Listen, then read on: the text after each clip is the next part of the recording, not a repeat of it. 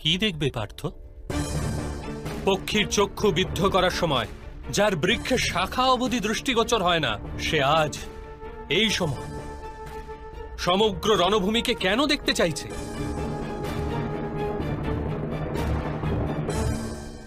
বিপক্ষের সেনাদলকে পরীক্ষণ করতে চাইছি মাধব। নিজেদের সেনাদলকেও নিরীক্ষণ করতে চাইছি। জানতে চাইছি এই যুদ্ধে কার মৃত্যুতে ধর্মের স্থাপনা হবে আর কাদের মৃত্যুতে ধর্মের অনুভব।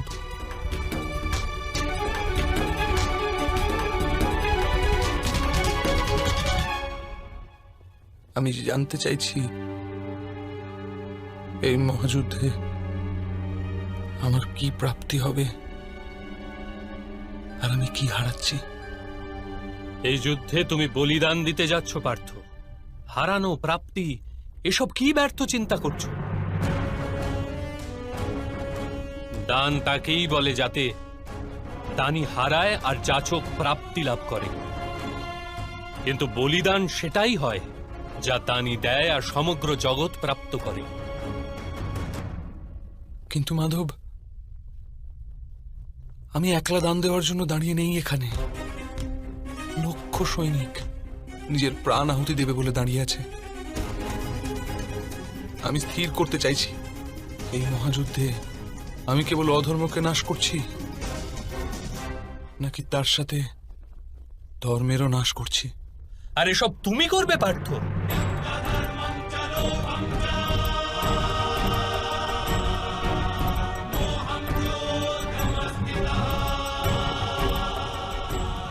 নির্মাণ আর বিনাশের শক্তি আছে তোমার কাছে। বিনাশ আর নির্মাণের কার্য তো স্বয়ং ঈশ্বর করে থাকেন পার্থ। তুমি তো কেবল এক আজ্ঞাবাহী মাত্র। তবে কেন এই সব উত্তরদায়িত্ব নিজের মস্তকে নিয়ে অহংকার বৃদ্ধি করছো? আমি তোমাকে বলেছিলাম পার্থ, যে ব্যক্তি এটা জেনে ফেলে যে সে স্বয়ং কিছুই করছে না, তারই হস্তে কোনো মহত্বের কার্য সাধিত হয়। কদাপি তা তুমি ভুলে গেছ। এই কারণে দেখে নাও পার্থ, দেখে নাও যা দেখতে চাইছো। কারণ দান করবার পূর্বে যদি দানির হস্ত কম্পিত হয়, তবে তার দানের পুণ্য প্রাপ্তি হয় না। এখানে যুবরাজ দুর্যোধন দণ্ডায়মান। স্মরণ করো পার্থ, পাঞ্চালীকে দাসী বানিয়ে দূত সভায় আনার আদেশ ইনিই দিয়েছিলেন। দুঃশাসন, নিয়ে এসো ওই দাসী দ্রৌপদীকে এই রাজসভায়। যদি ওই অহংকারী নারী আমার আদেশ অস্বীকার করে, তাহলে তার কেশ আকর্ষণ করে টেনে নিয়ে আসবে এখানে।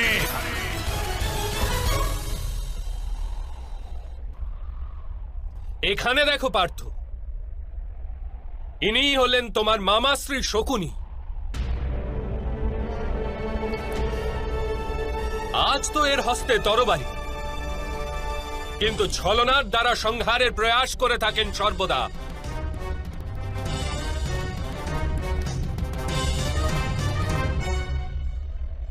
স্মরণ করো কি রূপে ইনি বারাণাবর্তে তোমাদের ও তোমাদের মাতাকে ভস্য করার প্রপঞ্চ রচনা করেছিলেন।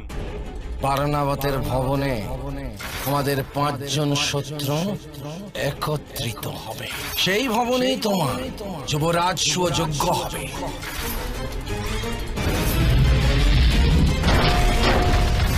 এবার এদিকে দেখো পার্থ, দুঃশাসন এই হাতি পাঞ্চালীর কেশ আকর্ষণ করার ধৃষ্টতা করেছিল।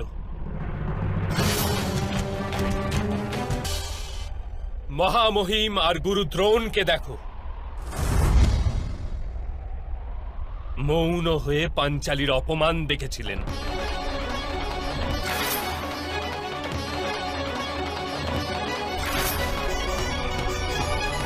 ওইখানে অশ্বত্থামাকে দেখো, আর স্মরণ করো কি প্রকার অশোভন শব্দের প্রয়োগ করেছিল। 5 জন ব্যক্তির সাথে সম্পর্ক রাখে যে স্ত্রী, তাকে ভগিনী বলতে আমি লজ্জা বোধ করছি।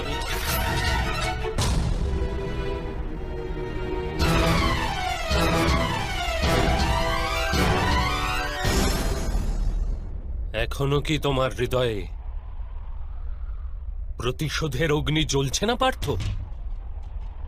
ন্যায় বিচারের জন্য এখনো কি মন ব্যাকুল হচ্ছে না? এখনো কি অস্ত্র ধারণ করা সংকল্প জন্ম নিচ্ছে না হৃদয়ে? এখনো কি যুদ্ধ অনিবার্য প্রতিপন্ন হচ্ছে না? হ্যাঁ মাধব, এই যুদ্ধ হওয়া অনিবার্য।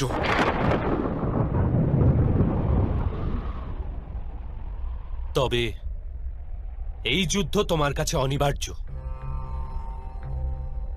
তাহলে মহামহিমকে একবার পুনরায় দেখো পার্থ, আর স্মরণ করো কি রূপে উনি তোমাকে সুরক্ষা দিয়েছেন প্রতি পদক্ষেপে। স্বয়ং নিজের বলিদান দিয়ে তোমার আর তোমার পরিবারকে অধিকার প্রদানের প্রয়াস করেছেন। যতকাল তুমি রাজা হয়ে হস্তিনাপুরের সিংহাসনে বিরাজমান থাকবে, আমি প্রতি মুহূর্ত বাঁচব তোমায় রক্ষণ করতে। কিন্তু আজ পাণ্ডুপুত্রদেরও সুখ লাভ করার একটা সুযোগ দাও।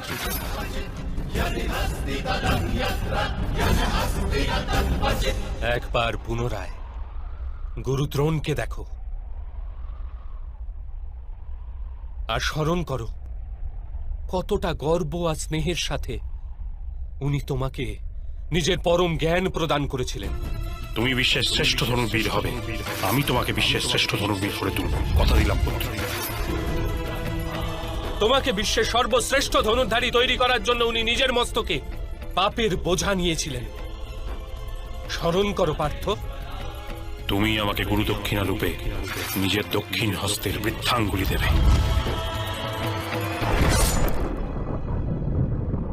এবার ওদিকে বিকর্ণকেও দেখো। একমাত্র সেই ছিল যে দূত সভায় বিরোধ করার সাহস করেছিল। যুদ্ধে যদি কোনো রাজা হারেন তাহলে তাকে অস্ত্র ত্যাগ করতেই হয়, কিন্তু কোনো স্ত্রীকে এরূপ নির্বস্ত্র করা যায় না। যোদ্ধার নিরস্ত্র হওয়া আর স্ত্রীর নির্বস্ত্র হওয়ার মধ্যে প্রভেদ আছে জ্যেষ্ঠ। দ্রুপদ কুমারী কুরুবংশের কুলবধূ, এটা সত্য। এরা সবাই কি বধ করার যোগ্য পার্থ?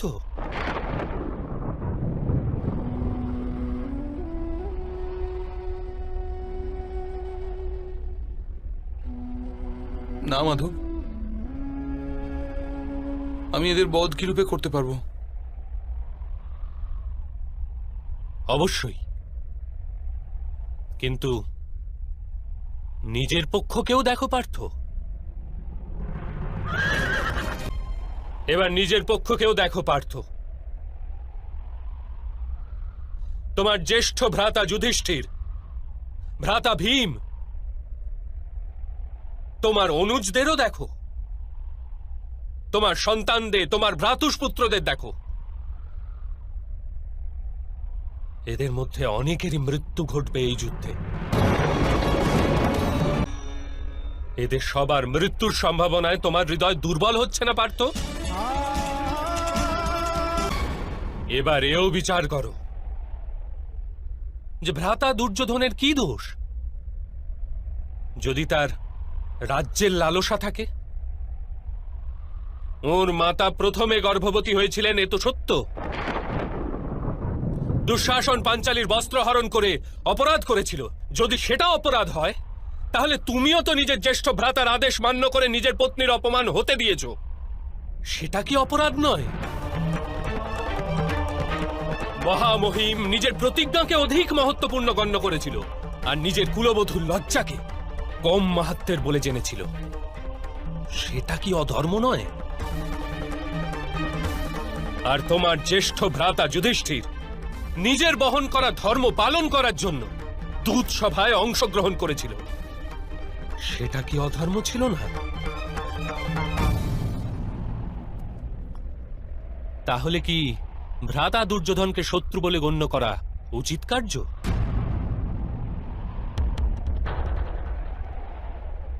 তোমার পক্ষে কি ধর্ম তুমি দেখতে পাচ্ছ পার্থ? আপনি যথার্থ বলেছেন মাধব। আমি দুই পক্ষেই ধর্ম দেখতে পাচ্ছি, আবার অধর্ম। অর্থাৎ না তো তুমি যুদ্ধের তাৎপর্য বুঝেছ, না ধর্মের স্বরূপ জানতে পেরেছ পার্থ। আমার মতিচ্ছন্ন হয়েছে মাধব।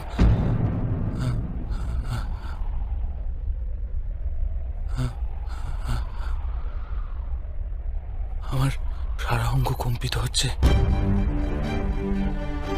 আমার হস্তে অস্ত্র ধারণের শক্তি নেই। আমার গান্ডিব আমার হাত থেকে পিছলে যাচ্ছে মাধব।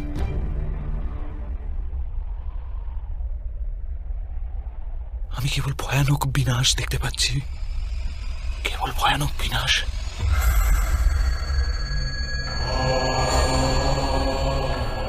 কেন? কি হেতু মাধব? কি হেতু? অপমানের পীড়া, অন্যায়ের চিন্তা, অথবা প্রতিশোধের সংকল্প, এরূপ কোনো কারণ নেই আমার নিকট।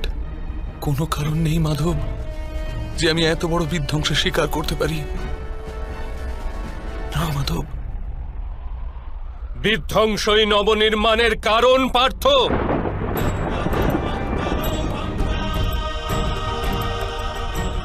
উদ্ভিদের একটি শাখা কর্তন করলে আরেকটি শাখার জন্ম হয়। তুমি আজকের বিধ্বংস নিয়ে কেন ভয়ভীত হচ্ছ? কাল পুনঃ নবনির্মাণ হবে, এই সত্য কি জানো না?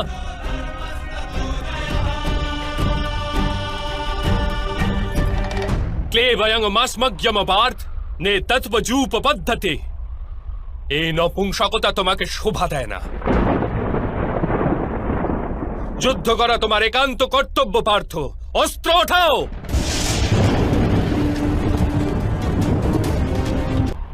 কি প্রকারে অস্ত্র ওঠাবো মাধব?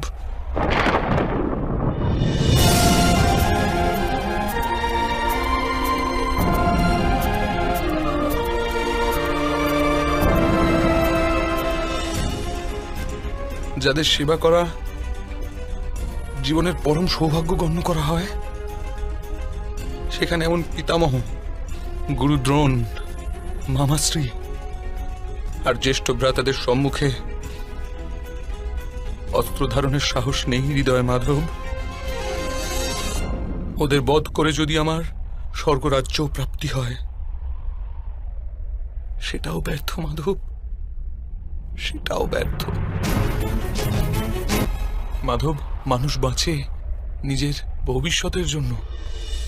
আমি এই সৈনিকদেরও দেখি মাধব, এই লক্ষ সৈনিকদের দেখি যখন, তখন ভাবি যুদ্ধের পশ্চাতে লক্ষ স্ত্রীলোক বিধবা হবে, লক্ষ শিশু অনাথ হবে। কাল যখন সমাজের নিয়ম ভঙ্গ হবে, তখন পরম্পরার শিক্ষণ দেওয়ার কেউ থাকবে না। বেদের জ্ঞান লুপ্ত হয়ে যাবে মাধব, কুরুকুল নষ্ট হয়ে যাবে, আর্যাবর্তের সুরক্ষা নষ্ট হয়ে যাবে, সব নষ্ট হয়ে যাবে মাধব, সব নষ্ট হয়ে যাবে।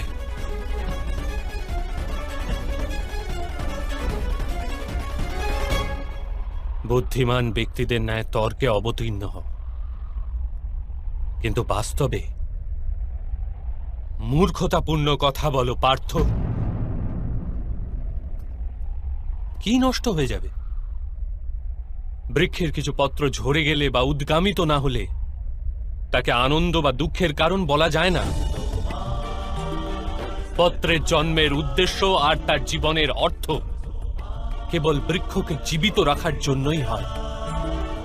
তেমনি মানুষের জন্ম আর জীবনের কারণ বাস্তবে সমাজের সুখ, সমাজ সংসারের জন্য, আর এই সমগ্র সংসার সৃষ্টির জন্য, আর এই সমগ্র সৃষ্টি স্বয়ং পরমাত্মার জন্য পার্থ। যে এই সত্যকে অনুধাবন করে তার নিকট ধর্মের মার্গ সর্বদা স্পষ্ট দৃশ্যমান। হ্যাঁ পার্থ, এই যুদ্ধে বিধ্বংস হবে, অবশ্যই হবে, কিন্তু এও জেনে রাখো নতুন পরম্পরার নির্মাণও হবে। পুরাণ পরম্পরা বিষাক্ত হয়ে গেছে। 1000 বর্ষ পূর্বে বেদ যেই ধর্মের স্থাপনা করেছিল তা আজ কেবল শব্দ হয়ে রয়ে গেছে। যে বর্ণ ব্যবস্থা মানুষের বুদ্ধির ওপর ভিত্তি করেছিল তা আজ মানুষের জন্মের ওপর নির্ভরশীল হয়ে গেছে। শোষণের মাধ্যম প্রস্তুত হয়েছে পার্থ। পুরাতন ব্যবস্থা ভেঙে পড়বে, নতুন ব্যবস্থার জন্ম হবে। পুরনো ধর্ম নতুন রূপ নিয়ে প্রতিভাত হবে। যে প্রকার বর্ষা ঋতুর পূর্বে মেঘে আবৃত আকাশ ময়লা দেখায় আর ধুলায় ঢাকা মৃত্তিকাও ময়লা দেখায়, সেই প্রকার স্থিতি আজ। আর বর্ষার পশ্চাতে আকাশ আর পৃথিবী ধৌত হয়ে স্বচ্ছ হয়ে যায়, ঠিক সেই রূপ এই যুদ্ধের পশ্চাতে সমাজ আর সংসার ধৌত হয়ে স্বচ্ছ হয়ে যাবে। পার্থ,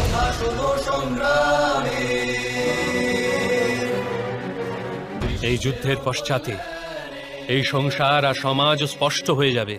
সে কারণে মোহ ত্যাগ করো পার্থ, সমগ্র সংসারের কল্যাণের চিন্তা করো। অস্ত্র ওঠাও আর যুদ্ধ করো, অস্ত্র ওঠাও আর যুদ্ধ করো, অস্ত্র ওঠাও আর যুদ্ধ করো। আমি আপনার কথা শুনতে পাচ্ছি মাধব, কিন্তু তার অর্থ আমার হৃদয় পর্যন্ত পৌঁছচ্ছে না। আমার মন মোহ দ্বারা ঘিরে আছে। কি প্রকারে নিজের ধর্মকে দর্শন করব? আমার মন আত্মীয়দের চিন্তায় ডুবে আছে। কি প্রকারে সমগ্র সংসারের চিন্তা করব?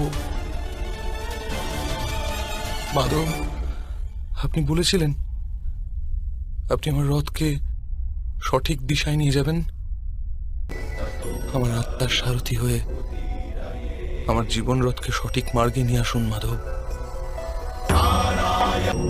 কি জানতে পারলে আমি আমার দুর্বলতা ত্যাগ করতে পারবো মাধব?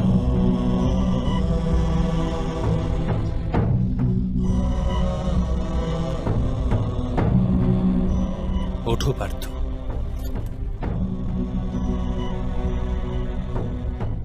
শোনো পার্থ, জীবনের রহস্য জানো, সংসারের বাস্তবিক রূপকে অনুধাবন করো। গঙ্গার প্রবাহকে মুষ্টিবদ্ধ করে গ্রহণ করলে কিছুই প্রাপ্ত হয় না, কিন্তু সেই হস্তকে অঞ্জলি করে গঙ্গার প্রবাহে নিমজ্জিত করলে গঙ্গা জল মুখ পর্যন্ত পৌঁছতে পারে। ভেবে দেখো পার্থ, অহংকারে মুষ্টিবদ্ধ করছো না সমর্পণের অঞ্জলি বানিয়েছ তুমি? এই জ্ঞানকে গ্রহণ করতে পারবে? এ সংসার আসলে কি পার্থ? মানব, দানব, পশু, পক্ষী, জন্তু, কীট, মৎস্য, বৃক্ষ, এইসব কি রূপে সৃষ্টি হয়? কোন পদার্থ থেকে এদের জন্ম হয়? কি রূপে চলাচল করে? কি রূপে বাঁচে? মৃত্যু কি রূপে হয় এদের? আর মৃত্যুর পশ্চাতেই বা কি হয় তাদের?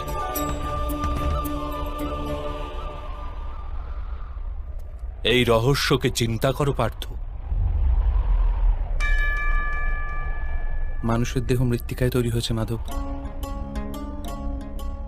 জল তার মধ্যে রক্ত হয়ে প্রবাহিত হয়, অগ্নিদেহকে তাপমাত্রা দেয়, আর দেহের বাকি অংশে আকাশ প্রকট হয়, অর্থাৎ ধরিত্রী, বায়ু, জল, অগ্নি আর আকাশ, এই পঞ্চমহাভূতেই শরীরের নির্মাণ হয়।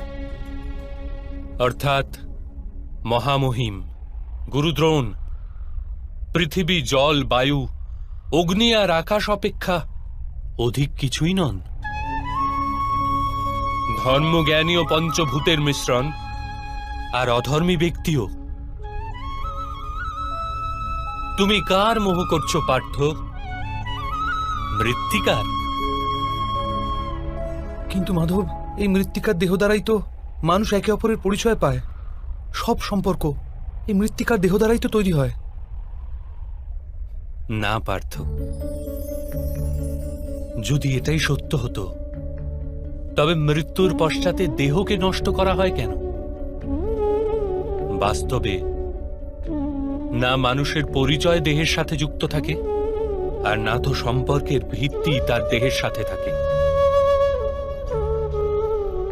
মানুষের স্বভাব, তার আচরণ আর তার কার্যই তার পরিচয়। এই স্বভাব, আচরণ আর কার্য কিরূপে তৈরি হয় তাকে বোঝো পার্থ। মানুষের জীবন কেবল দৃশ্যমান আর অদৃশ্য পদার্থের মিলন মাত্র পার্থ, কিন্তু তথাপি প্রত্যেক মানুষের স্বভাব তথা কার্য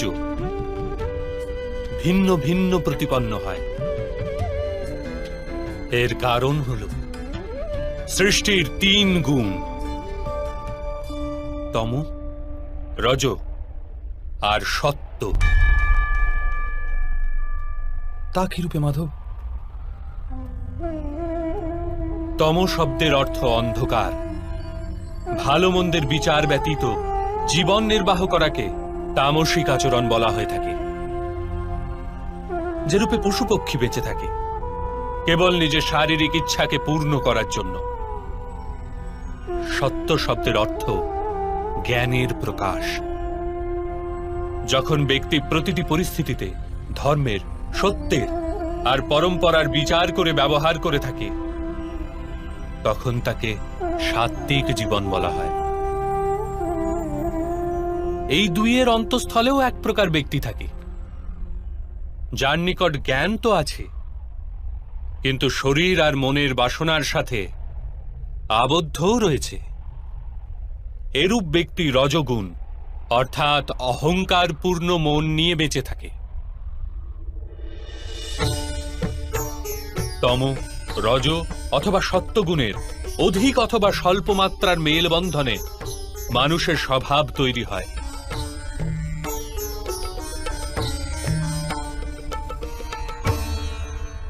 সামনে দেখো পার্থ, এদের সবার মধ্যে তুমি কোন গুণ দেখতে পাচ্ছ?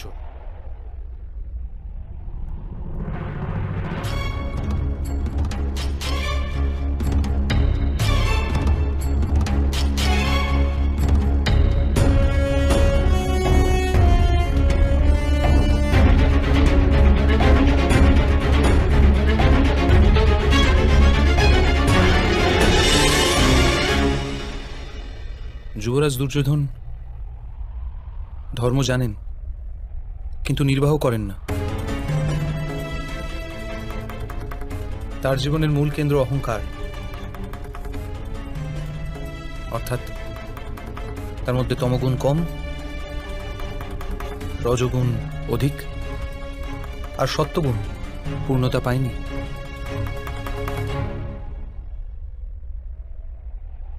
আর এদিকে রাজকুমার দুঃশাসন, উনি সর্বদাই নিজের জ্যেষ্ঠ ভ্রাতার আদেশ পালন করেছেন নির্বিচারে, অর্থাৎ এর মধ্যে কেবল তমগুণ। মহামহিমকেও দেখো পার্থ,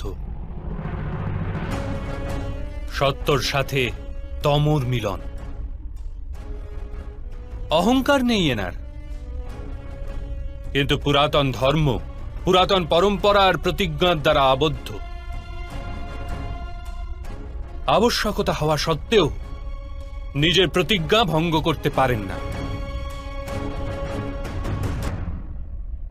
গুরু দ্রোণকে দেখো, জ্ঞান আর অহংকার দুইই আছে।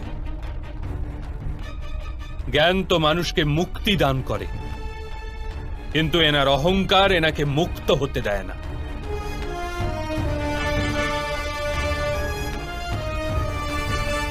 কিন্তু মাধব,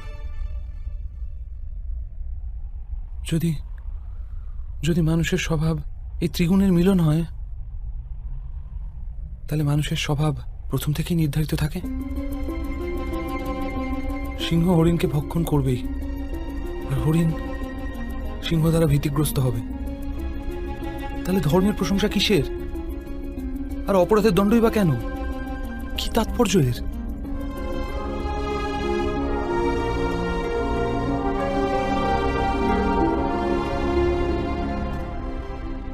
উত্তম প্রশ্ন করেছ পার্থ, কিন্তু প্রথমে মানুষ আসলে কি সেটা জেনে নাও।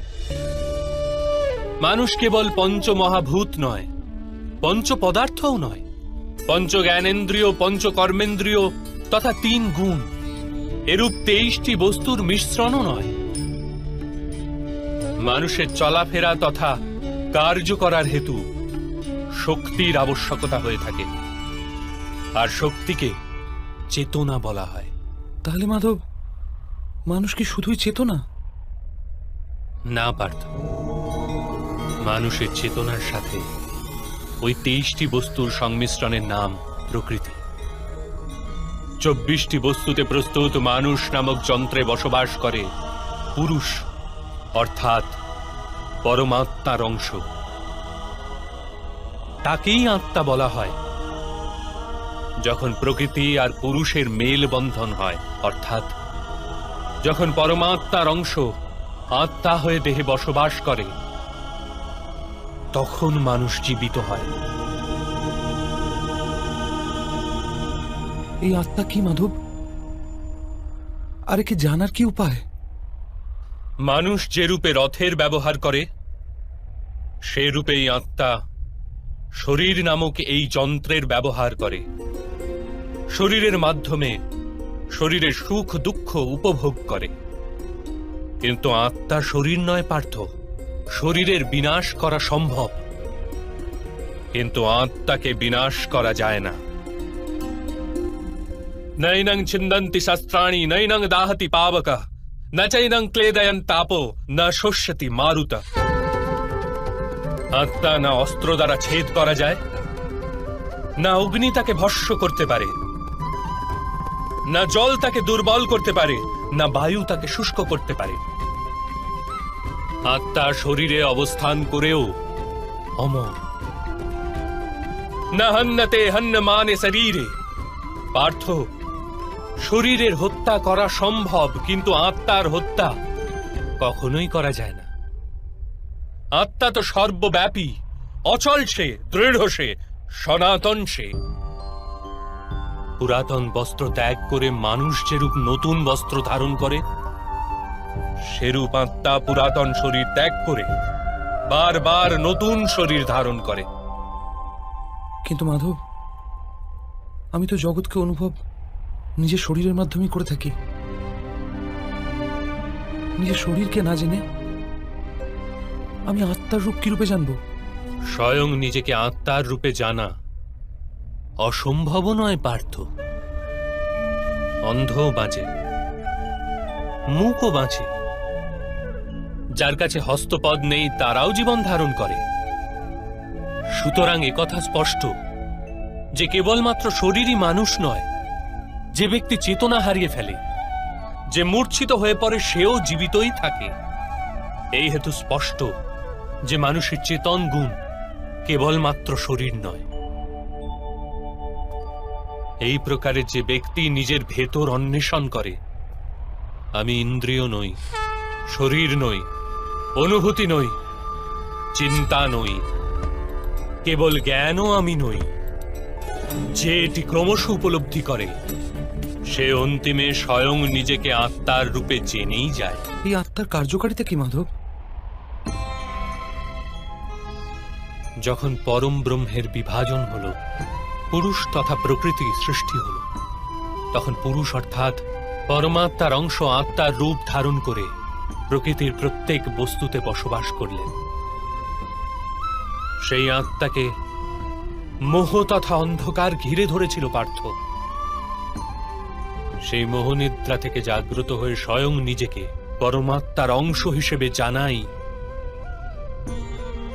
আত্মার কর্তব্য, উদ্দেশ্য এবং জীবন কার্য। কিন্তু মাধব, যদি প্রত্যেক আত্মা পরমাত্মার অংশ হয়, তাহলে কি উন্নতি আর অধোগতি স্বয়ং পরমাত্মা করেন? যে প্রকার আবর্জনায় পতিত রত্ন চকচক করে না, সেই রূপেই প্রকৃতির 24টি পদার্থে ঘেরা আত্মারও বিস্মরণ ঘটে যে সে পরমাত্মারই অংশবিশেষ। অধিকতর আত্মা নিজের দেহকেই সবকিছু বলে গণ্য করে, স্বয়ং দেহ থেকে যে ভিন্ন সেটা জানতেই পারে না। শরীরের যে দুঃখ, সুখ, স্বাদ, গন্ধ আদির অনুভব হয় তাকেই নিজের অনুভব মেনে নেয়, আর পরিবর্তনের প্রয়াসই করে না।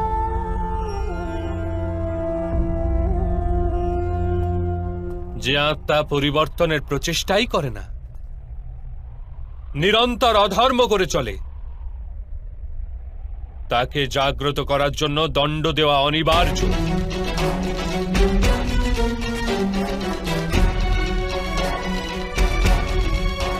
তুমিও এটা জেনে নাও পার্থ, যে তুমি কোনো শরীর নও, কেবলমাত্র এক আত্মা। এই রণভূমিতে পরিলক্ষিত প্রত্যেক যোদ্ধা তা নয় যা তুমি ওদের গণ্য করছো। কিছু সময়ের জন্য এরা শরীরে বাস করেছে মাত্র, এদের শরীরের মৃত্যু হবে, কিন্তু এরা সবাই অমর। সে পুনরায় নতুন শরীর ধারণ করবে। যতক্ষণ স্বয়ং নিজেকে শুদ্ধাত্মা রূপে না জানবে, যতক্ষণ অধর্মকে ত্যাগ করে ধর্মে দৃঢ় না হবে, ততক্ষণ এরা জন্মাতে এবং মরতেই থাকবে। এটি ব্রহ্মবিদ্যার প্রথম পাঠ পার্থ। যে জন্মেছে সে অবশ্যই মরবে, আর যে মারা যায় সে অবশ্যই পুনরায় জন্ম নেবে। এই মহাজ্ঞানকে সাংখ্যযোগ বলা হয়।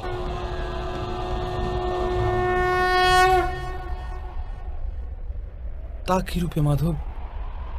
যে মার্গে গমন করে মানুষ স্বয়ংকে আত্মা রূপে দেখতে পায়, পরমাত্মার অংশ রূপে স্বয়ং নিজেকে জানতে পারে, সেই মার্গকেই ধর্ম বলে।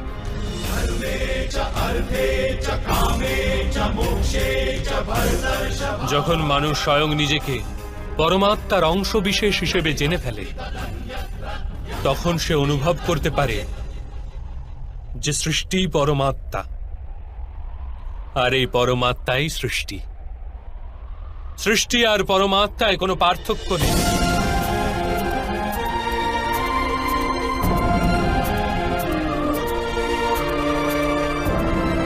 যে মানুষ এটি জানতে পারে, সে অন্য মানুষ ও প্রাণীদের প্রতি নির্দয় বা কঠোর হয় না। সে এটি জানে যে জিহ্বা কাটলে পীড়া কেবল জিহ্বার হয় না, তার অনুভূতি সমগ্র শরীরের হয়। ঠিক সেরূপেই একজন মানুষের পীড়া হলে সমগ্র সংসার সেই পীড়া অনুভব করে। যতক্ষণ পর্যন্ত সংসারের একজন মানুষও পীড়িত, ততক্ষণ বাস্তবে কারো সুখী সম্পূর্ণ হতে পারে। এটি জানার পশ্চাতে মানুষের মন করুণায় ভরে যায়, তাকে ধর্ম বলে। যখন কেউ তমগুণ দ্বারা আবিষ্ট থাকে, তখন সে অপরের প্রতি কঠোর, নির্দয় ও স্বার্থপর হয়ে ওঠে। নিজের নিশ্চিত সুখের জন্য অপরকে দুঃখ প্রদান করে। তার পরমাত্মার অভিমুখে গতি হয় না, অর্থাৎ অধর্ম পরমাত্মার থেকে দূরে নিয়ে যাওয়ার মার্গ মাত্র। অর্থাৎ অধর্ম তো অজ্ঞানতার অপর নাম। তাহলে তো অজ্ঞানীর প্রতি দয়া হওয়া আবশ্যক। দণ্ডের কি তাৎপর্য?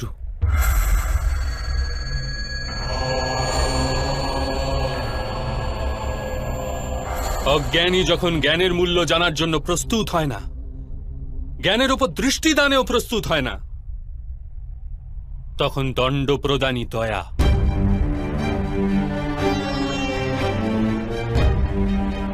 তার প্রতি এবং অপর পক্ষের প্রতিও।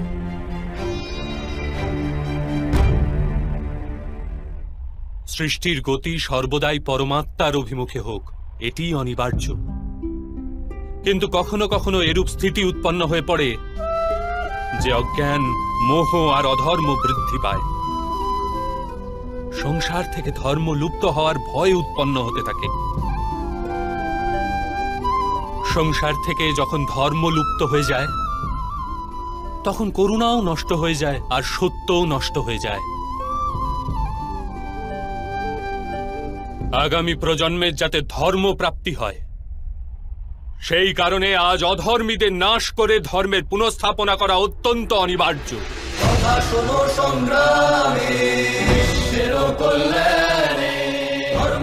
আজও এইরূপ স্থিতি উপস্থিত পার্থ, আর ধর্ম স্থাপনার কর্তব্য তোমারই। এই কারণে দুর্বলতা ত্যাগ করো আর এই যুদ্ধের জন্য প্রস্তুত কিন্তু আমার হস্তে হত্যা হবে মাধব, আমার কারণে কারো প্রাণ চলে যাবে, তাহলে আমার অন্তরের করুণার বিনাশ ঘটবে না? আর যদি ধর্মের মূল ভিত্তি করুণা হয়, তাহলে আমার আত্মা অধর্মী হয়ে যাবে না?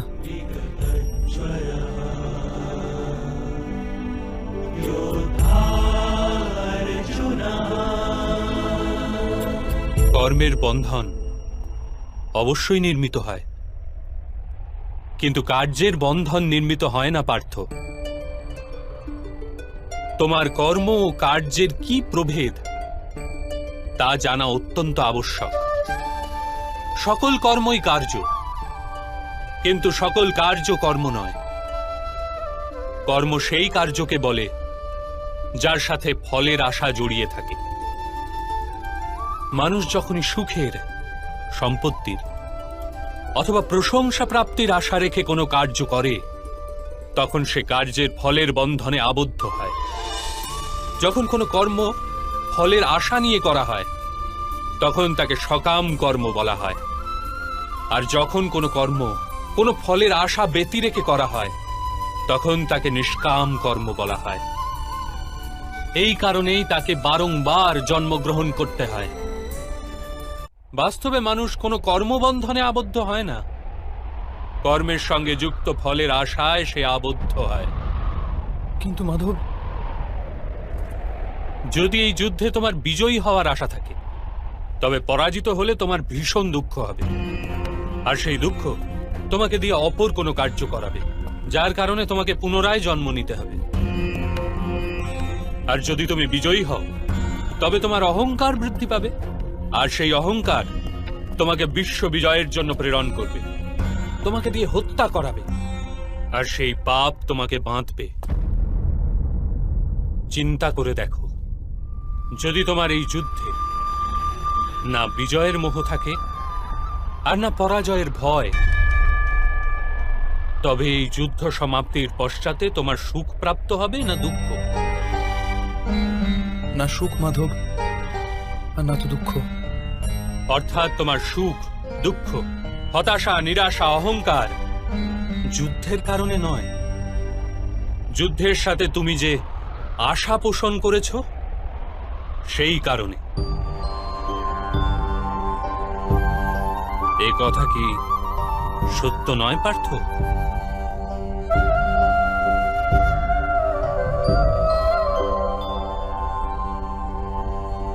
सुख दुखे समे कृत्वा लाभा लाभौ जया जयौ ततो युद्धाय युज्यस्व नेबं पाप मबाप्ससि। অর্থাৎ সুখ দুঃখকে সমান গণ্য করে, লাভ হানি, জয় পরাজয়ের বিচার না করে যদি তুমি যুদ্ধ করো কৌন্তেয়, তাহলে তুমি পাপের ভাগীদার হবে না। একেই কর্মযোগ বলে। যে সাংখ্য জ্ঞান প্রাপ্ত করে নেয়, সে এটি জানতে পারে যে সে শরীর নয়, কেবল এক আত্মা মাত্র। শরীরের ভোগ আর অনুভব কেবল মৃত্যু পর্যন্ত, অর্থাৎ বাস্তবিক নয়, কেবল মায়া মাত্র। তার নিকট কর্মযোগী হওয়া সরল হয়ে যায়। কিন্তু মাধব, যদি কার্যেই বন্ধন সুনিশ্চিত হয়, তাহলে সংসার ত্যাগ করে সন্ন্যাস নেওয়া উচিত নয়? এই চিন্তাধারারই পরিণাম স্বরূপ আজ এই যুদ্ধ ঘটছে পার্থ। ভেবে দেখো, যখন সত্যগুণ বিশিষ্ট ধর্মজ্ঞানী ব্যক্তি কর্মকে ত্যাগ করে, তখন অধর্মের অধিকারী ব্যক্তি সংসার চালায়। যদি মহামহিম সংসারকে পরিত্যাগ না করতেন তবে অধর্ম এত বৃদ্ধি পেত না।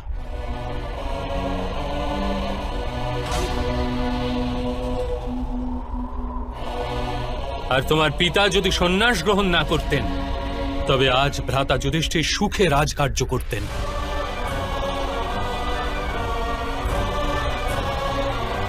আর নিজের প্রজাদের ন্যায় ও ধর্মের জ্ঞান দান করতেন।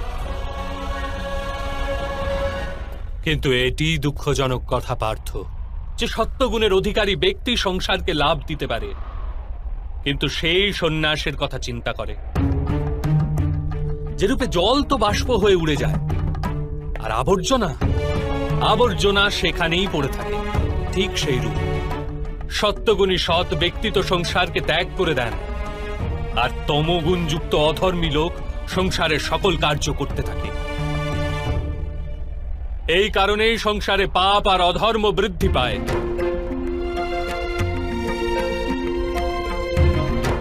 কিন্তু কর্মযোগ এই বিচিত্র পরিস্থিতিতে সমগ্র সংসারকে রক্ষা করে। কর্মযোগী ফলের আশা ত্যাগ করে, কিন্তু কর্মকে ত্যাগ করে না। সেই সংসারেই বসবাস করে সন্ন্যাসীর ন্যায়, সমস্ত কার্য করে, কিন্তু তাতে লিপ্ত হয় না। কর্মযোগী নিজের সন্তানের থেকে, স্বজনের থেকে, নিজের প্রজার থেকে কোনো আকাঙ্ক্ষা অথবা আশা রাখে না। স্বয়ং তার সন্ন্যাসের লাভ হয়, কিন্তু সমাজকে সংসারের ন্যায় লাভ প্রদান করে। মানুষ নিজের সন্তানের সুখের জন্য শ্রম করে মাধব, নিজের সন্তানের নিকট সুখের আশা করবে না। মানুষ নিজের সন্তানের জন্য যাই করে থাকে তা কি ব্যবসা নাকি প্রেম পার্থ? প্রেম মাধব। তাহলে নিজের কার্যের প্রতি ফলের আশা কেন পার্থ? ভবিষ্যতের লাভ তো ব্যবসায় দেখা হয়, প্রেমে নয়। যে মানুষ নিজের সন্তানের চরিত্র নির্মাণ উচিত রূপে করে, সন্তানদের প্রেম ও ধর্মের সংস্কার দিয়ে থাকে, তার সন্তানেরাও তাকে প্রেম ও সুরক্ষা অবশ্যই দেয়। সন্তানদের কর্ম, স্বজনদের ব্যবহার তাদের কর্ম পার্থ। আর যখন তাদের কর্মের উপর আমাদের কোনো অধিকার থাকে না, তাহলে তাদের নিকট আশা আকাঙ্ক্ষা রাখার কি প্রয়োজন? যদি গভীরভাবে চিন্তা করো পার্থ, তবে শীঘ্রই জেনে যাবে যে জীবনে এমন কোনো কার্যই নেই যার সাথে আশা এবং আকাঙ্ক্ষা যুক্ত করা অনিবার্য। যখন সৃষ্টি পরমাত্মা আর মানুষ সেই পরমাত্মারই অংশ, তখন সমস্ত কার্য পরমাত্মাই করেন, মানুষ স্বয়ং কিচ্ছু করে না। এটি কর্মযোগের মূল সিদ্ধান্ত পার্থ।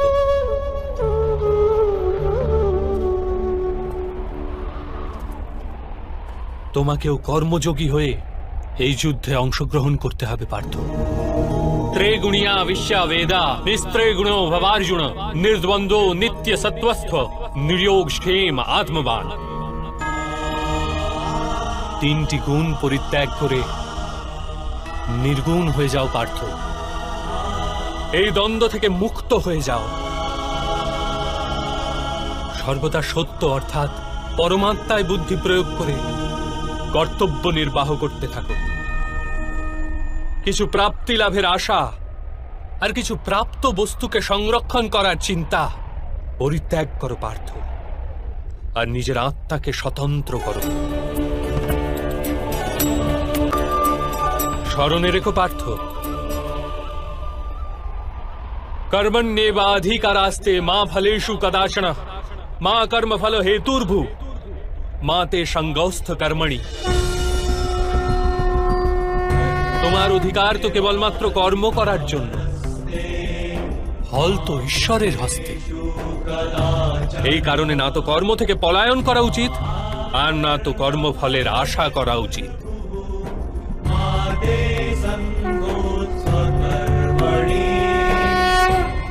তাহলে ফলের আশা ত্যাগ করবে, কিন্তু কর্ম পরিত্যাগ করবে না। এরূপ কর্মযোগীকে কি রূপে চেনা যায় মাধব? विषया विनिवर्तन्ते निराहारस्य देहिन रसवर्जं रसयापस्य परं दृष्ट्वा निवर्तते। শোনো পার্থ, যে স্বাদ থেকে মুক্তি পাওয়ার জন্য আহারকেই ত্যাগ করে, বাস্তবে তার মন থেকে স্বাদের লালসা কখনোই যায় না। তার দু প্রকারের হানি হয়। প্রথমত, সে দুর্বল হয়ে পড়ে, যার কারণে পরমাত্মাকে প্রাপ্ত করার জন্য যে প্রচেষ্টা অনিবার্য তা সে করতে সক্ষম হয় না। আর দ্বিতীয়ত, সর্বদাই তার মন স্বাদ গ্রহণের লালসায় পূর্ণ থাকে। এই হেতু আহার ত্যাগের চেয়ে উত্তম কার্য স্বাদ গ্রহণের লালসাকেই ত্যাগ করে ফেলা। কর্মযোগী নিজের মনের সমস্ত লালসাকে নিষ্কাশন করে, জীবনকে কর্তব্য গণ্য করে কার্য অবশ্যই করে, সেই কার্যে আবদ্ধ হয় না। অর্থাৎ যে ব্যক্তি নিজের কার্য থেকে আশা আর আকাঙ্ক্ষা রাখে না, তারই কার্য পূর্ণ হয়। একবার বিফল হয়েও যার মন টলে না, একবার সফল হয়েও যে ব্যক্তি নিজেকে সর্বশ্রেষ্ঠ গণ্য করে না, এইরূপ ব্যক্তিকেই কর্মযোগী বলা হয়। আর এইরূপ ব্যক্তি জীবনে বারংবার সফল হয়।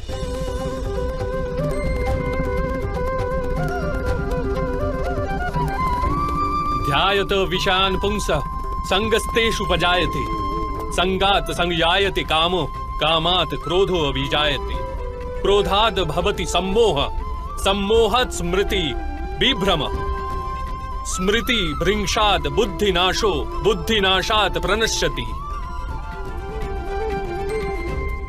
ফলের আশায় কামনা প্রকট হয়, আর কামনার তো স্বভাবই হলো অসন্তুষ্ট থাকা। অসন্তোষ থেকে ক্রোধ উৎপন্ন হয়ে থাকে, আর ক্রোধ থেকে মোহ জন্ম নেয়।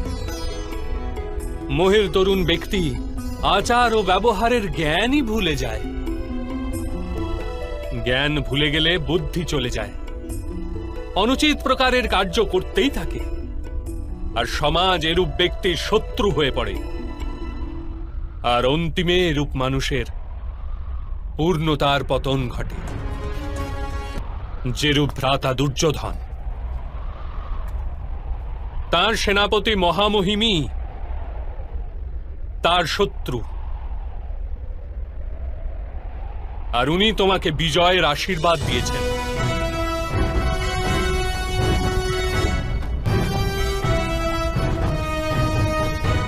পার্থ, কর্মযোগ ব্রহ্মবিদ্যার দ্বিতীয় পদক্ষেপ।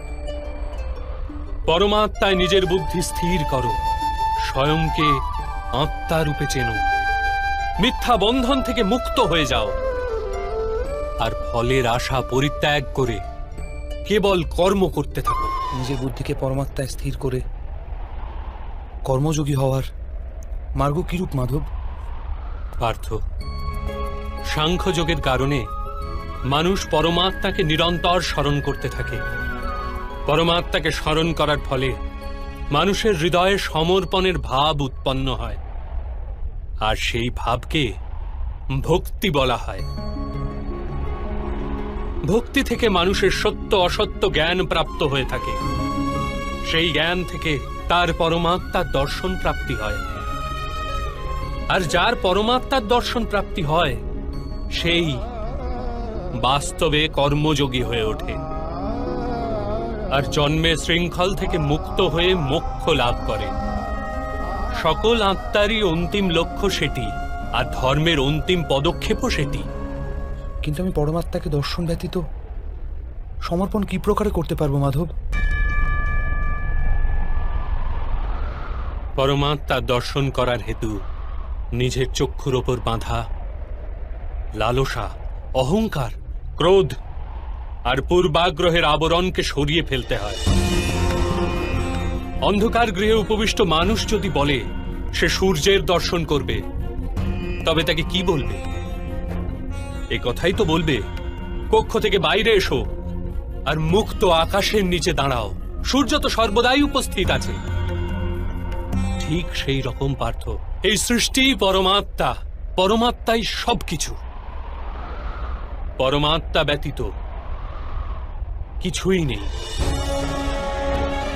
যে নিজের আত্মাকে দর্শন করে ফেলে সেই পরমাত্মাকে দর্শন করতে পারে।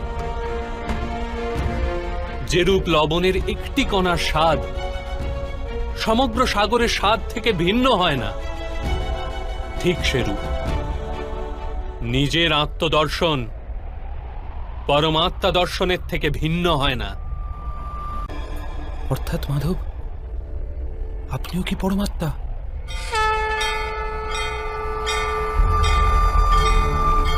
হ্যাঁ পার্থ,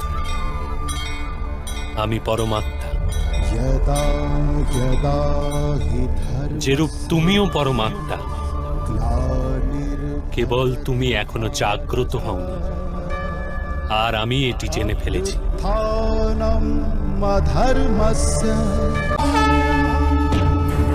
তাহলে মাধব, আপনার প্রতি সমর্পণ ঈশ্বরের প্রতি সমর্পণ কেন হয় না? অবশ্যই আমার প্রতি সমর্পণই পরমাত্মার প্রতি সমর্পণ। সর্বধর্মান পরিত্যাজ্য মামেক শরণং ব্রজ। সমগ্র জগতে ত্যাগ করে আমার শরণাগত হও পার্থ।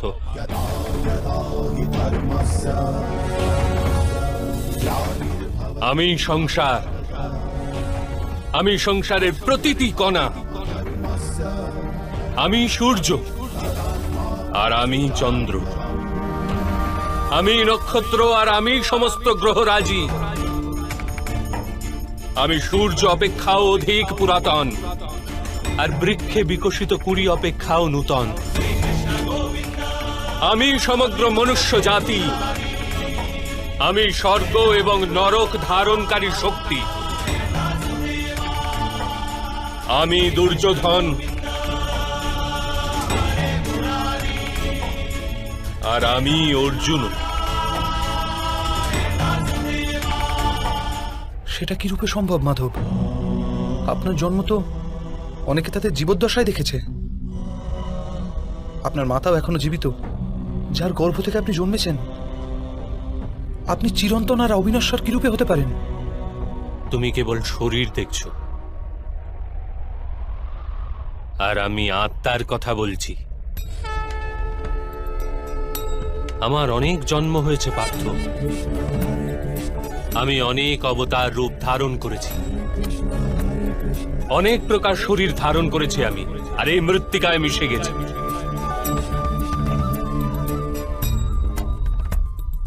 আর আগামীতেও আমি বারংবার জন্ম নেব। यदा यदा हि धर्मस्य ग्लानिर्भवति भारत अभ्युत्थानम् अधर्मस्य तदात्मानं सृजाम्यहम् परित्राणाय साधूनां विनाशाय च दुष्कृतां धर्म संस्थापनार्थाय संभवामि युगे युगे। যখনই ধর্মের হানি ঘটে, যখনই অধর্ম বৃদ্ধি পায়, তখনই সৎপুরুষদের উদ্ধার হেতু, অধর্মীদের বিনাশ হেতু আর ধর্মের পুনঃস্থাপনা হেতু আমি জন্মগ্রহণ করি। এ প্রত্যেক যুগে হয়ে আসছে, আর আগামীতেও এই রূপই হবে। আমি অবিনশ্বর পরমাত্মা, আমি মৎস্য অবতার, আর আমি বামন অবতার। আমি পরশুরাম, আর আমি রামচন্দ্র ছিলাম। আমি ব্রহ্মা, বিষ্ণু আর মহেশ্বর, আর আমি সরস্বতী, কালী এবং লক্ষ্মীও।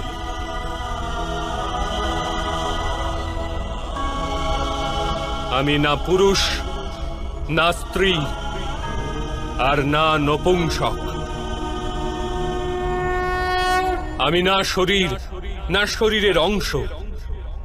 আমি জ্ঞান, আমি সৃষ্টি, চৈতন্য, আর পরম ব্রহ্ম আমি।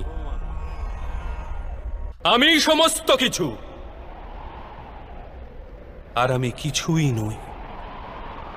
এরূপ প্রত্যেক যুগে ঘটেছে, আর আগামীতেও এই রূপই ঘটতে থাকবে। যখন তুমি আত্মজ্ঞান প্রাপ্ত করবে পার্থ, স্বয়ংকে আমার সাথে যুক্ত করতে পারবে। তখন তুমিও আমারই মতো স্বয়ংকে পরমাত্মা রূপে দেখতে পাবে। কিন্তু সেই পদ প্রাপ্তি করার হেতু আমার প্রতি সম্পূর্ণ সমর্পণ অনিবার্য।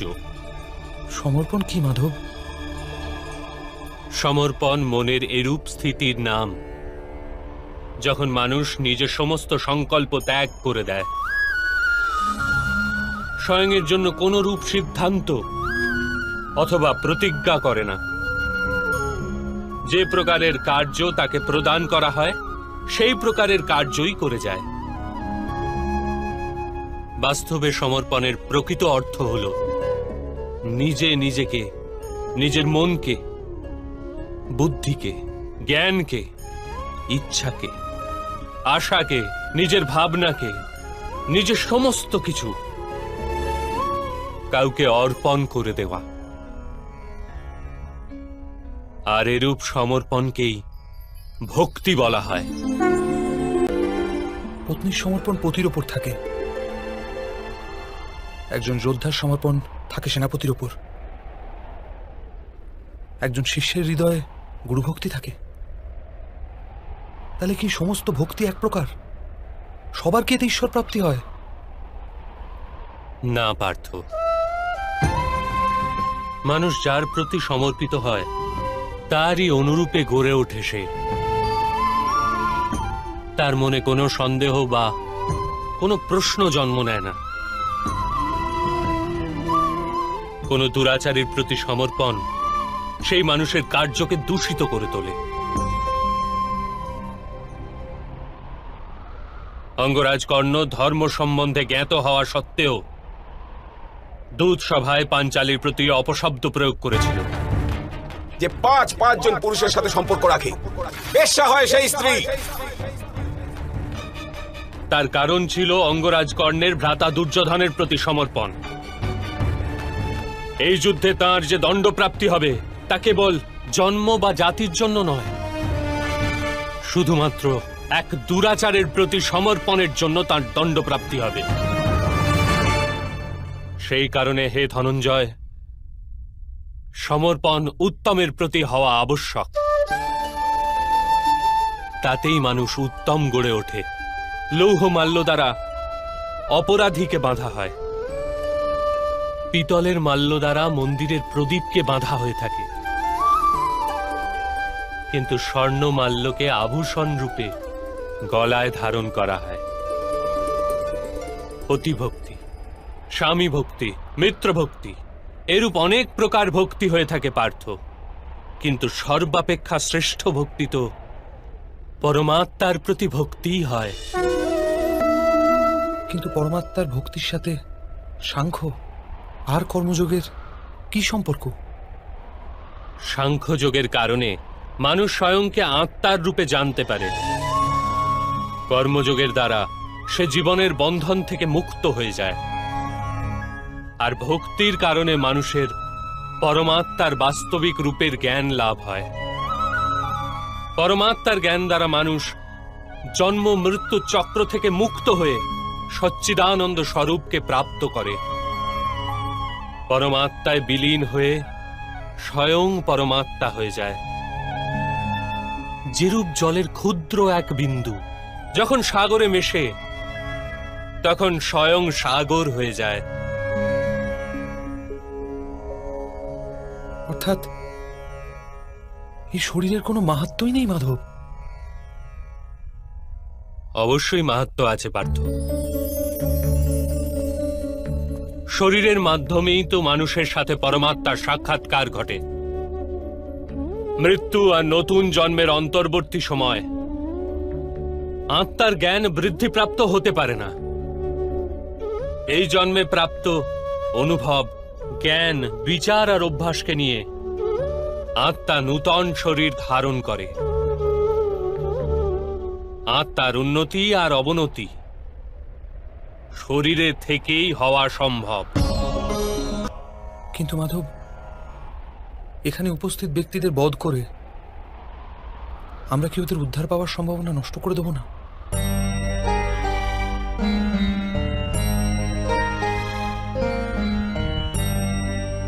তোমার শত্রুগণ ধর্মের মর্যাদা অতিক্রম করেছে পার্থ। অধর্মই তাদের স্বভাবে পরিণত হয়েছে। তাদের উদ্ধার এখন অসম্ভব। অপরাধীদের একটি নির্দিষ্ট সীমা অবধি অপরাধের সুযোগ দেওয়া যেতে পারে। আমিও শিশুপালের ৯৯টি অপরাধ ক্ষমা করেছিলাম, কিন্তু ১০০ অপরাধের পশ্চাতে তাকে দণ্ড প্রদান করা আবশ্যক ছিল। অপরাধীকে যদি অপরাধ করতে দেওয়া হয় তবে তাতে তার অধিক থেকে অধিকতর পতন ঘটে। তাকে অধর্ম থেকে প্রতিহত করাই করুণা, ধনঞ্জয়। এই আত্মারা মরবে না।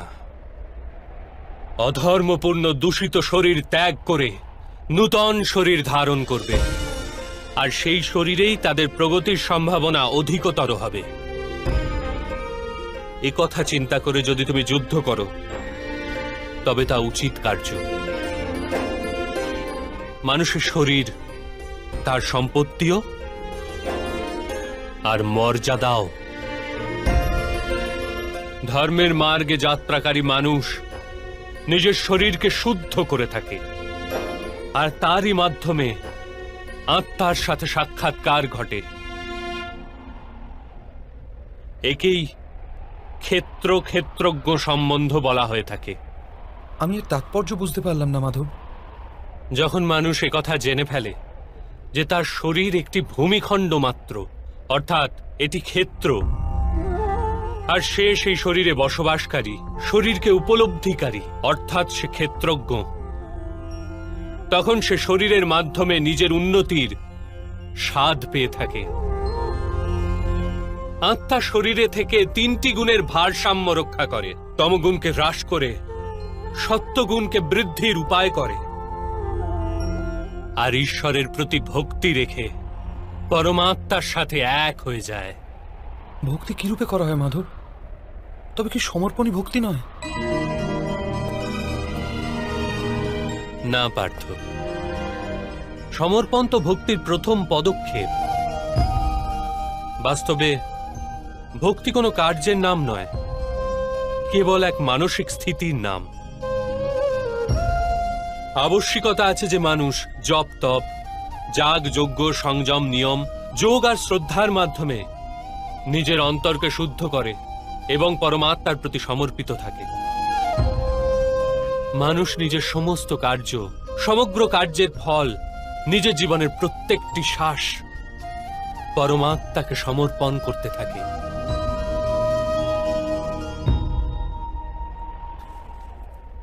যদি ভক্তি কেবল মানসিক স্থিতি, তবে জপ তপ আদির কি মাহাত্ম্য মাধব?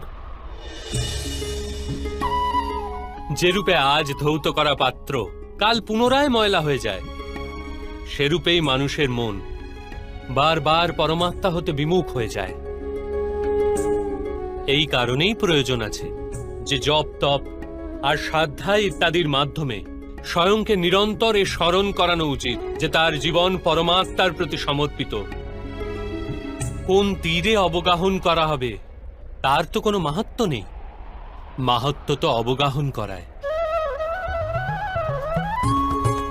ভক্তিযোগের একটি সারাংশ পার্থ, মানুষ নিজের জীবন পরমাত্মাকে অর্পণ করে পরমাত্মার ভক্তি করতে থাকবে, আর সত্যগুণ দ্বারা যুক্ত সম্পত্তিকে সযত্নে রক্ষা করবে। সত্যগুণের সম্পত্তি কাকে বলা হয় মাধব? অহিংসা, সত্যম, ক্রোধ, ত্যাগ, শান্তি পেশুনম, দয়া, ভূতেষ্বলোলুপ্তম, মার্দবম, হীর চাপলম, তেজ, क्षमा, धृति, शोचम, द्रोह, नातिमानिता, भवन्ति সম্পদম দেবী অভিজাতস্য ভারত। বিনা কারণে তথা স্বার্থের হেতু হিংসা করা অধর্ম পার্থ। বাস্তবে অহিংসাই পরম ধর্ম, আর তার সাথে সত্য, ক্রোধ না করা, ত্যাগ, মনের শান্তি, নিন্দা না করা, দয়াভাব, সুখের প্রতি আকর্ষিত না হওয়া, বিনা কারণে কোনো কার্য না করা, তেজ, ক্ষমা, ধৈর্য, শরীরের শুদ্ধতা, ধর্মের বিরোধিতা না করা তথা অহংকার না করা, এই সব গুণকে সত্ত্বগুণের সম্পত্তি বা দৈবিক সম্পত্তি বলা হয়। এর দ্বারাই মানুষ পরমাত্মার অর্থাৎ আমার ভক্তি করতে সক্ষম হয়, জীবনের কর্তব্যকে বহন করে চলে, ধর্মের স্থাপনা করে চলে, আর কর্মফলের আশা পরিত্যাগ করে জীবন যাপন করে। তাকে আমি নিঃসন্দেহে এই জন্মেই সন্তোষ প্রদান করি, আর মৃত্যুর পশ্চাতে নিজেরই হৃদয়ে স্থান দিয়ে থাকি। আপনার রূপ কিরূপ মাধব? সাংখ্যযোগের মাধ্যমে আমি জানতে পেরেছি আমি এক আত্মা, অমর আমি, আর এই নশ্বর শরীরে কেবল কিছু সময়ের জন্য বসবাস করছি। কর্মযোগের মাধ্যমে আমি জানতে পেরেছি যে কোনো ফলের আশা করে না, কেবল কর্ম করে, তার জীবনে শান্তি ও সফলতা প্রাপ্তি হয়। ভক্তিযোগের মাধ্যমে আমি আপনার প্রতি সমর্পণের মাহাত্ম্য জেনেছি।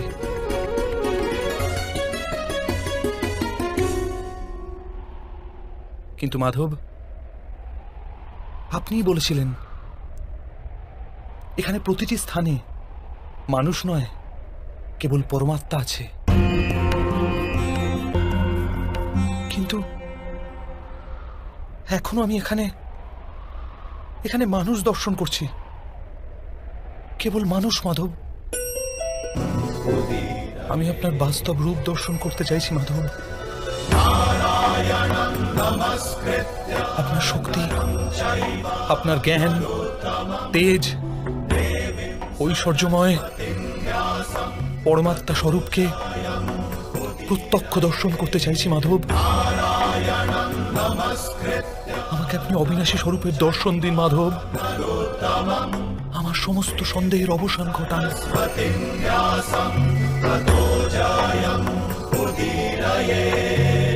আমাকে দর্শন দিন মাধব।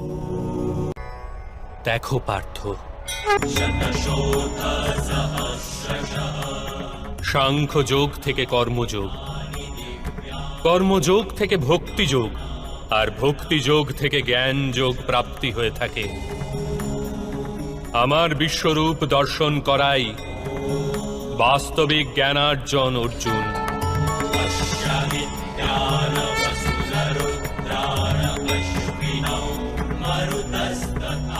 এই একমাত্র জ্ঞান যা বিশ্বের সমস্ত জ্ঞান ও বিজ্ঞানের মূলাধার। এই জ্ঞানই মুক্তি প্রদান করে। দেবতাদেরও যে দর্শন সহজভাবে প্রাপ্ত হয় না, এরূপ বাস্তবিক রূপ আমি তোমাকে দর্শন করাচ্ছি অর্জুন।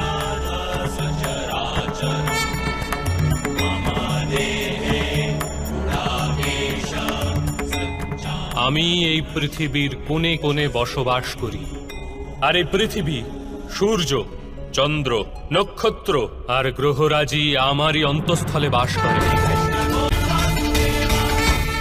আমি সত্য, আমি সম্পূর্ণ, আমি জীব, আর আমি শিব। অক্ষরে আকার আমি, বেদ মধ্যে সামবেদ, দেব মধ্যে ইন্দ্র, প্রাণী মধ্যে চেতনা, যক্ষ মধ্যে কুবের, রুদ্রের মধ্যে শঙ্কর, বসুদের মাঝে অগ্নি, পর্বতের মধ্যে সুমেরু, আর ঋষিদের মধ্যে ভৃগু। ধ্বনির মধ্যে ওঙ্কার আমি, যজ্ঞ মধ্যে জপ, আর বৃক্ষের মধ্যে পবিত্র পিপুল বৃক্ষ। বুদ্ধিতে স্মৃতি, মেধা, ধৃতি আর ক্ষমা আমি। আমি কীর্তি, গন্ধর্ব মধ্যে চিত্ররথ আমি, দেবর্ষি মধ্যে নারদ, আর মুনিদের মধ্যে কপিল, অশ্বদের মধ্যে উচ্চৈশ্রবা, হস্তির মধ্যে ঐরাবত, আর পশুদের মধ্যে সিংহ, পক্ষীদের মধ্যে গরুড়, মানুষের মধ্যে রাজা, আর অস্ত্রের মধ্যে বজ্র আমি। গাভীদের মধ্যে কামধেনু, সর্প মধ্যে বাসুকী, শেষ নাগ আমি, যমরাজ আমি, বরুণ দেব আমি, আর বায়ুও আমি। ভগবান রাম আমি, পবিত্র গঙ্গা আমি, সৃষ্টি মধ্যে আদি মধ্য তথা অন্ত আমি। ব্রহ্মবিদ্যা আমি, মহাকাল আমি, আর ব্রহ্মাও। প্রভা, বিজয়, সত্য আমি, নিশ্চয় আমি। দণ্ড, শক্তি, নীতি, মৌনতা তথা তত্ত্বজ্ঞানও আমি। বাসুদেব আমি, অর্জুন আমি, বেদ ব্যাস আমি। এরূপ কিছুই নেই যা আমি নই। এরূপ কোন স্থল নেই যেখানে আমি নেই। আমি সময়, আর আমি জীবন ও মৃত্যু। অর্জুন, এখানে উপস্থিত সমস্ত মানুষের মৃত্যু হয়ে দাঁড়িয়ে আছে।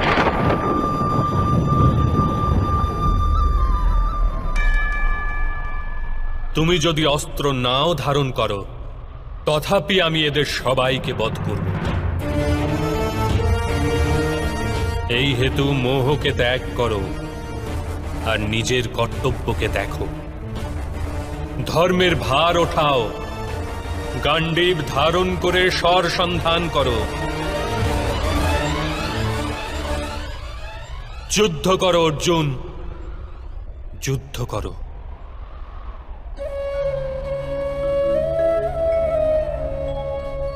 হে মাধব, হে মধুসূদন, আজ আমার সমস্ত সন্দেহের অবসান ঘটল। কৃপা করে নিজের মানুষ রূপ ধারণ করুন। আমি আপনার প্রত্যেক আদেশ পালন করব।